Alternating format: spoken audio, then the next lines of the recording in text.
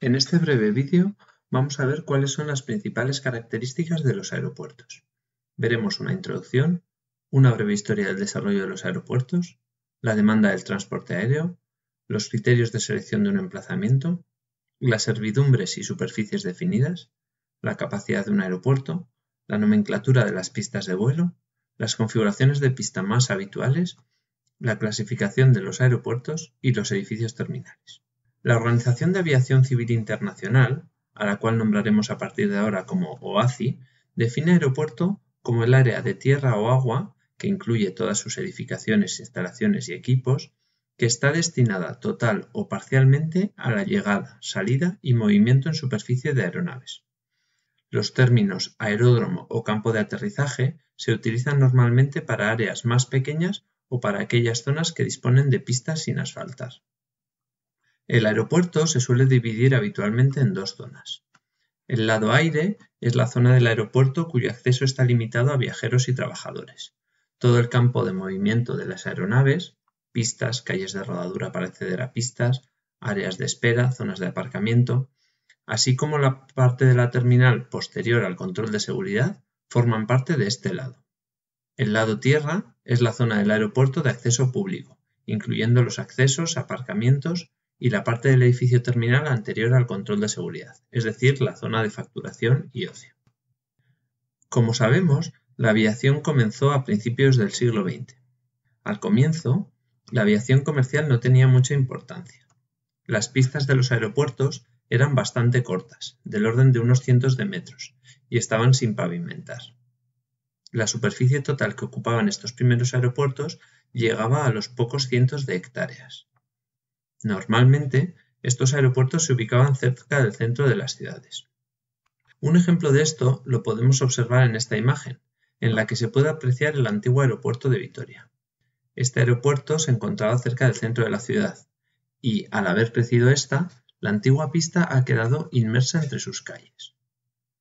En estos primeros aeropuertos, pasajeros y aeronaves tenían la misma importancia relativa que la que tenía un simple visitante, por lo que podemos decir que operaban como centros sociales. Dado que los aviones a gran distancia eran habitualmente hidroaviones, muchos de estos primeros aeropuertos se ubicaban cerca de la costa. Un caso de aeropuerto ubicado cerca de la costa es el aeropuerto de La Guardia, en Nueva York, que podemos ver en esta imagen. En el aeropuerto de Milán Linate se construyó un lago artificial que funcionaba como pista de despegue y aterrizaje para los hidroaviones y que actualmente tiene uso recreativo. Tras la Segunda Guerra Mundial se produjeron cambios en las aeronaves que condicionaron el desarrollo de los aeropuertos. Los aviones comenzaron a ser más grandes y pesados, como podemos observar en esta imagen que nos muestra el peso máximo al despegue de diferentes aeronaves según el año en que se construyeron. La bonanza económica generó un aumento del número de pasajeros que se tradujo también en un aumento del número de operaciones. Además, se desarrollaron nuevos sistemas de propulsión que también condicionaron dicho desarrollo. Las principales consecuencias de todos estos fenómenos fueron las siguientes. Como podemos recordar de actuaciones en pista, la distancia de despegue es proporcional al cuadrado del peso de la aeronave. Al aumentar, por lo tanto, el tamaño de las aeronaves, la longitud de pista aumentó considerablemente. El aumento del número de operaciones hizo aumentar los tamaños de las flotas y complejizó el aeropuerto. Se tuvieron que añadir zonas de aparcamiento de aeronaves y calles de rodadura para una correcta operación de las aeronaves. Los edificios terminales se convirtieron a su vez en edificios cada vez mayores y en cuyo diseño había que tener en cuenta también el acceso para los pasajeros. En resumen, podemos decir de forma general que un aeropuerto es, en la actualidad, un complejo entramado de edificios, instalaciones y equipamientos. Veamos ahora cuál es la demanda a nivel mundial del transporte aéreo. En esta tabla podemos observar los 10 aeropuertos con mayor tráfico a nivel mundial. Los datos corresponden al año 2019. Podemos ver que el aeropuerto de Atlanta tiene más de 110 millones de pasajeros. El aeropuerto de Beijing también superó los 100 millones de pasajeros. Cabe destacar que 4 de los aeropuertos con más tráfico se encuentran en Estados Unidos, otros 4 en Asia y 2 en Europa. En este ranking, Madrid ocupó el puesto 22, con algo más de 60 millones de pasajeros. El otro aeropuerto español que aparece entre los primeros puestos se trata del aeropuerto de Barcelona El Prat, en el puesto 27. En esta gráfica podemos observar la evolución del tráfico aéreo en el aeropuerto de Madrid Barajas y en el aeropuerto del Prat según las estadísticas de AENA. Se puede ver con claridad el efecto de la crisis económica de 2008, 2009 y 2010. En el caso de Barajas, también se observa una drástica caída de pasajeros en torno al año 2012. Esto se debe a que fue en esa época cuando se conoció la fusión entre Iberia e IAG, que perjudicó bastante al aeropuerto de Barajas. Desde entonces, el crecimiento del tráfico aéreo ha sido sostenido en ambos aeropuertos. Esta situación de crecimiento sostenido que se puede observar no solo a nivel español, sino a nivel mundial, se ha topado con la crisis derivada de la pandemia del coronavirus. Esta crisis ha hecho caer en el primer trimestre de 2020 una media del 30% en el tráfico aéreo de los aeropuertos de mayor tráfico mundial respecto al primer trimestre de 2019. En el caso de España, y acudiendo a los datos de AENA, podemos ver en la tabla los viajeros en algunos de los aeropuertos españoles durante el mes de julio del presente año. La tercera columna indica la variación respecto al mismo mes de 2019. Se puede observar que todos han sufrido una brusca caída, en algunos casos rondando el 90% y la gran mayoría por encima del 50%. La profundidad de la crisis y la incertidumbre del futuro hacen complicado hacer previsiones no solo a largo plazo, sino también a medio o corto sobre qué sucederá con el transporte aéreo en general y con los aeropuertos en particular. A la hora de seleccionar el emplazamiento de un aeropuerto hay que tener en cuenta numerosos factores. Estos factores pueden llevarnos en ocasiones a soluciones opuestas. Por ejemplo, la ubicación de un aeropuerto cerca del centro de la ciudad a la que da servicio facilita el transporte desde la ciudad hasta el aeropuerto. Sin embargo, el ruido generado por las aeronaves nos lleva a querer ubicar el aeropuerto lo más alejado posible de los núcleos urbanos. Por lo tanto, y como suele suceder habitualmente en ingeniería, hay que llegar a una solución de compromiso. Los primeros factores que nos pueden venir a la cabeza cuando pensamos en la ubicación de un aeropuerto son los factores aeronáuticos. Hay que tener en cuenta que los aeropuertos ocupan áreas muy grandes y tienen unos requisitos muy estrictos en cuanto a pendientes del terreno, zonas libres de obstáculos, etc. Estos requisitos deben ser cumplidos para que las aeronaves puedan operar de manera segura. Otros factores a tener en cuenta son los factores ambientales. La contaminación sonora afecta de manera notable a las poblaciones cercanas al aeropuerto.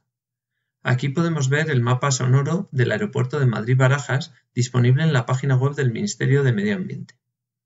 En este mapa, los colores más intensos corresponden a mayor intensidad sonora y podemos ver que la zona de colores más intensos corresponde con las 4 pistas de las que dispone el aeropuerto.